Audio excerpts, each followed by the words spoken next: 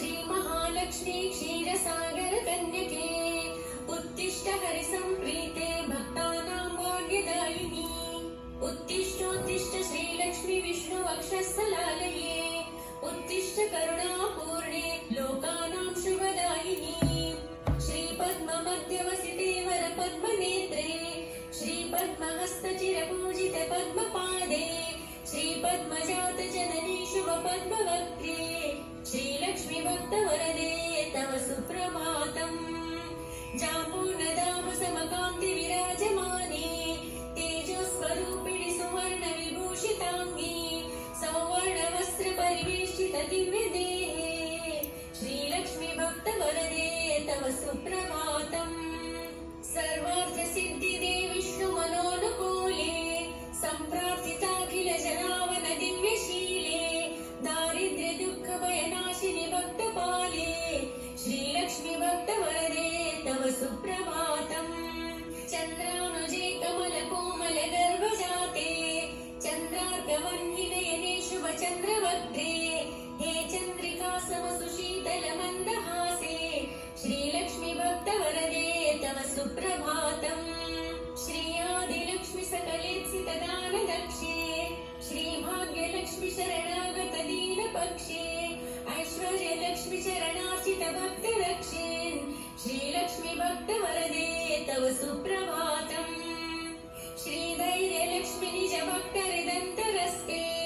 सन्तानलक्ष्मी निज भक्तकुलप्रवृद्धे श्रीज्ञानलक्ष्मी सकलागमज्ञानदात्री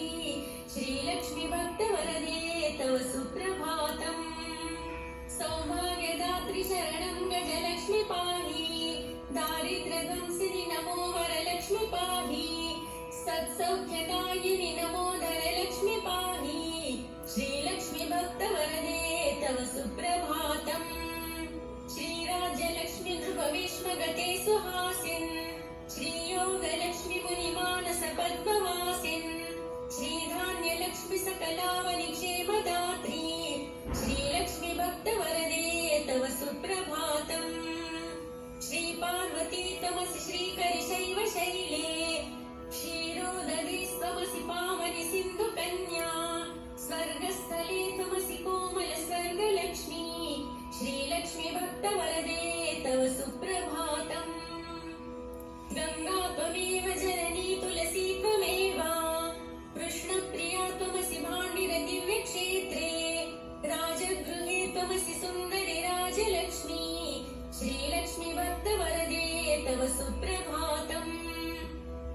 पद्मावती त्वमसि पद्मवने वरेण्ये श्रीसुन्दरी त्वमसि श्रीशतशृङ्गक्षेत्रे त्वं भूतलेसि शुभदायिनि मर्त्यलक्ष्मी श्रीलक्ष्मी भक्तवरदे तव सुप्रभातम् चन्द्रात्ममेव वरचन्दनकाननेषु देवी कदम्बविपिनेसि कदम्बमाला त्वं देवि कुन्दवनवासिनि कुन्ददन्ती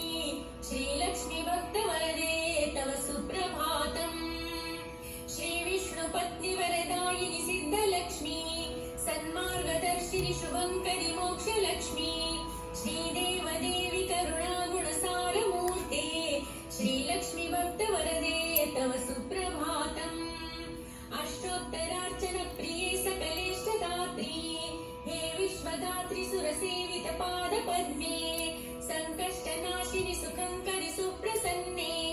श्रीलक्ष्मी भक्तवरदे तव सुप्रभातम्